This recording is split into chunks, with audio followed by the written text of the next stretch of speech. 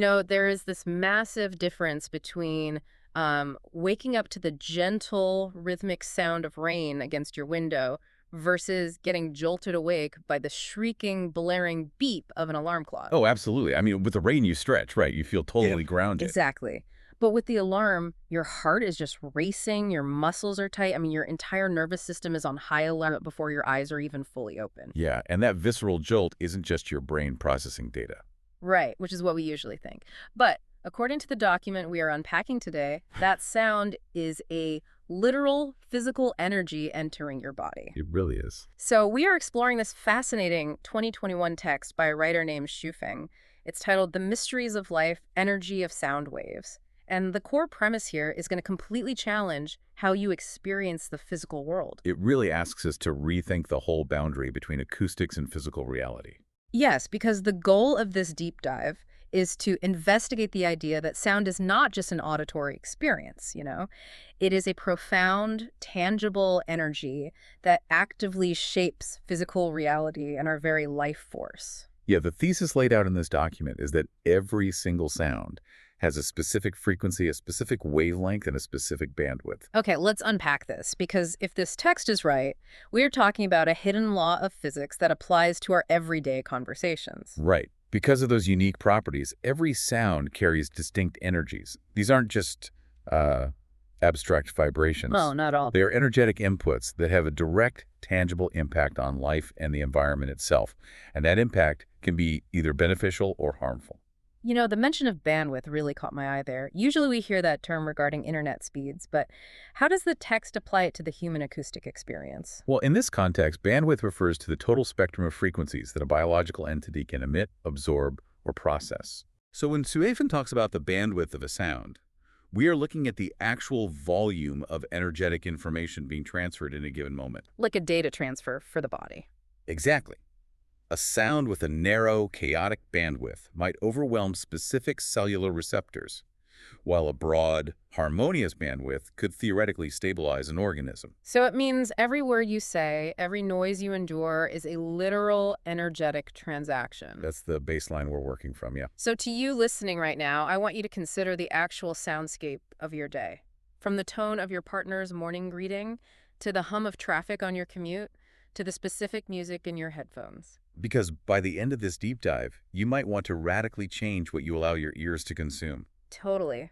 Now, to understand how sound shapes the world, the text suggests we have to start at the micro level, looking at human consciousness and emotion. Right, the micro-impact. Yeah. And the document starts with mantras, specifically the Avalokiteshvara of our heart mantra, which is Om Mani Padme Hum. And this isn't framed as just a nice poem to recite, right? Not at all. Yeah. The argument is that this specific sequence of syllables generates highly structured sound waves. Okay. According to Thorefing, it has the physical function of enhancing truth, goodness, and beauty, while actively suppressing falsehoods and ugliness. Which is a huge claim. It is.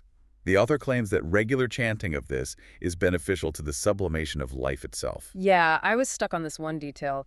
Sublimation of life is a heavy, almost esoteric phrase. It definitely sounds like it. Because in chemistry, sublimation is when a solid turns directly into a gas, skipping the liquid phase entirely. Is the author implying that chanting a mantra is literally elevating our biological energy state? That is exactly the implication, actually. Yep. If we look at the mechanics being proposed, sublimation here means shifting the cellular baseline to a higher energetic frequency. Wow. It is about shedding lower frequency biological noise, like the physical manifestations of stress or illness, and organizing the body's energy into a more coherent, elevated state. So it's not a metaphor. No, it is not conceptual at all. Hmm. It is a proposed physical mechanism of acoustic transduction, where sound waves are literally converted into cellular energy. And the document provides this wild example of this by looking at the pronunciation of a single name, Amitabha. Right. Xu Feng contrasts two different ways to pronounce just the very first letter, the A. Yeah, you can pronounce it as ah, or you can pronounce it as a. And when I read the reaction to the ah pronunciation, I couldn't believe it. I mean, the author literally describes the listener feeling terrible, uncomfortable, prone to extreme anger, Yeah, and experiencing the sensation of falling into a dark abyss. just from a single vowel. I know, but then look at the contrast. If that pronunciation shifts just slightly to Amitabha, The text claims it provides infinite benefits. Right. It brings joy, it makes people feel calm, emotionally stable, and provides the sensation of entering the kingdom of heaven. A dark abyss versus the kingdom of heaven, dictated entirely by the shape of the mouth. It is a pretty stark contrast. I hear the underlying logic, but I have to push back a bit here. Sure.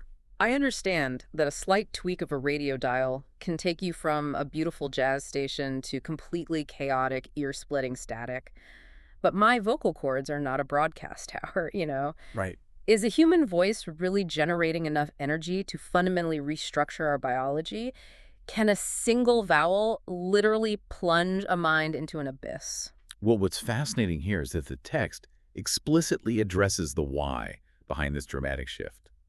It all comes back to the physics of the wave. Okay, lay it on me. The sound waves of and possess different wavelengths. And because the wavelengths are different, their energy payloads are different, Oh, I see. right? So their physical properties are different, and ultimately, their effects on a biological system are completely different. So we aren't talking about a placebo effect or the psychological meaning of the word itself. Exactly. We are talking about the physical shape of the wave entering your ear, vibrating your tympanic membrane, and cascading through your nervous system. So the argument is that the ah sound is physically incompatible with human cellular resonance. It causes biological distress, whereas the sound acts as a stabilizing frequency. That's it, exactly. When you change the vowel, you literally change the energetic input into the human system.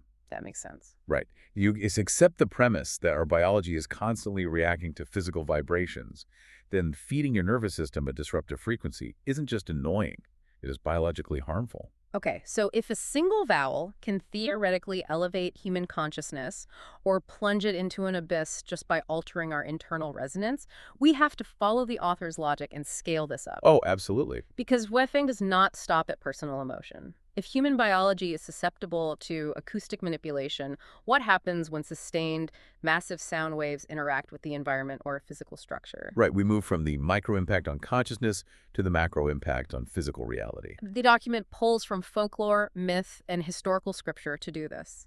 It does. It reframes legendary events not as magic, but as demonstrations of overwhelming physical acoustic force. Here's where it gets really interesting. The examples are definitely provocative. Let's start with Chinese folklore and the story of Meng Jiangnu crying at the Great Wall. A classic story. Yeah, and the collateral damage described in this story is, well, apocalyptic. The text details how she cried until the sun and the moon were dimmed. Right. There was total darkness, howling autumn winds, high sea waves, and the Great Wall itself collapsed section by section over a distance of 250 miles. Now, Zhifeng does include a caveat here, acknowledging that this specific description features exaggeration by ancient writers. Sure, obviously. However, the core argument remains. The sound waves of her crying were so structurally and atmospherically resonant that they triggered massive localized destruction. Which is wild. The author even claims those specific sound waves literally still oscillate in the sky of history, affecting humanity today. That is a staggering concept, that an emotional frequency can become trapped in the atmospheric bandwidth. Yeah. And the text links this localized destruction directly to weather manipulation with the unjust case of Do-E-Do. Duad was wrongfully executed, and she swore an oath. And the result of that vocalized oath was snow in June and 3 years of severe drought in Chuzhou. Just from speaking an oath. Right, if we look at the mechanism the author is implying here, Right. we are talking about altering atmospheric pressure and temperature through sustained acoustic output. Okay. It suggests that a specific human vocal frequency could act as a catalyst, disrupting the local atmospheric resonance enough to trigger a drought or unseasonal snow. So it transitions the power of sound from dismantling structures to fundamentally rewriting local climate patterns. Exactly. So if human emotion can trigger localized weather events, what happens when you purposefully weaponize sound as a coordinated military tactic? Which is a crazy thought. It is, because that is exactly how the author reframes the biblical siege of Jericho. Joshua leads the Jewish people toward Canaan, and they are blocked by these massive, strong walls of Jericho. And they don't use siege engines, you know. No battering rams. They use highly coordinated sound. Methodology is very specific, and from an acoustic engineering perspective, quite deliberate. I mean, they march around the city for 7 days. Right, which isn't just about intimidation. They are establishing a rhythmic, mechanical frequency. Exactly. Thousands of footsteps hitting the ground in unison, creating a baseline vibration in the earth and the stone foundations. And then, After the end of the seventh day, the priests blow their horns and the people shout loudly at the exact same time. A massive acoustic spike. Yeah, the text notes that the walls of Jericho collapsed directly to the sound of the trumpets and the shouts. This reminds me of the classic physics demonstration where an opera singer shatters a wine glass. Oh, perfect example. Yeah, the singer isn't hitting the glass with a bulldozer of physical force. They are finding the exact resonant frequency of the glass and singing that sustained note until the internal structure of the glass simply rips itself apart. So the marching sets the baseline resonance, and the coordinated shout is the destructive spike that overrides the stone's structural threshold. That analogy is perfectly aligned with the text's premise. It is all about resonant frequency and destructive interference. And the text pushes this even further with the Egyptian pyramids. Oh, this part blew my mind. We are talking about granite and limestone blocks weighing several tons, sometimes dozens of tons. Shuofeng claims these were not pulled up manually, nor were they hoisted by mechanical equipment. No cranes? No. The text states that spells were placed on the stones, and through the recitation of mantras, these massive stones floated into the air, fit tightly into the walls, and followed the voice of the chanter. Okay, you have to look past the word spell here, because if we apply the same physics we just talked about, this is acoustic levitation. Yes. In modern physics, acoustic levitation works by using two sound waves moving in opposite directions to create a standing wave. If the acoustic pressure in the nodes of that standing wave is high enough, it can literally counteract gravity and trap a physical object in midair. Exactly. The text is implying that ancient peoples understood how to generate acoustic standing waves using human vocal frequencies and mantras. It's just incredible to think about. By matching the precise resonant frequency of a granite block, they could theoretically trap it in a high-pressure acoustic node and guide it into place. So when you view these historical and mythological figures through this lens, they aren't just magical beings waving wands. They are ancient acoustic engineers. That's a great way to put it. They understand the resonant frequency of a stone block or a brick wall or the atmosphere itself, and they are using vocal cords and horns to manipulate that matter. It is a brilliant paradigm shift. And the text connects these diverse cultural stories, Chinese folklore, the Bible, ancient Egypt, to highlight a very specific point. Across completely different eras, continents, and belief systems, human history universally recognizes sound as a tangible, destructive, and constructive physical force. But I can hear the skepticism from you, the listener, right now. Oh, for sure. You are thinking, okay, crying down walls, floating pyramid stones, this is still myth. Where is the observable, repeatable proof that sound literally rearranges physical matter? Right. Show me the science. Exactly. But the text anticipates this exact pushback, and it builds a scientific bridge to prove the tangibility of vibration. And to do this, Shuofeng introduces a German physicist named Ernst Chladni and his famous Chladni figures experiment. Yes. This takes the concept of acoustic manipulation out of ancient myth and puts it directly onto a laboratory table. The setup for this experiment is elegantly simple. Chladni took a very wide, thin metal sheet and placed it horizontally. Then he sprinkled fine sand evenly across the top of that metal sheet. Just normal sand. Just regular sand. Finally, he took a violin bow and played the edge of the metal plate, just like you would play a string. So by bowing the edge of the plate, he is introducing a pure, sustained sound wave directly into the metal. Right. This forces the metal to vibrate at a specific frequency. And the result is stunning. Yeah. As the sound vibrates the metal, the fine sand doesn't just bounce around randomly. The sand violently shifts away from the vibrating areas and gathers in the nodes. The areas of the plate that are completely still. Exactly. As it does this, the sand arranges itself into beautiful, precise geometric patterns.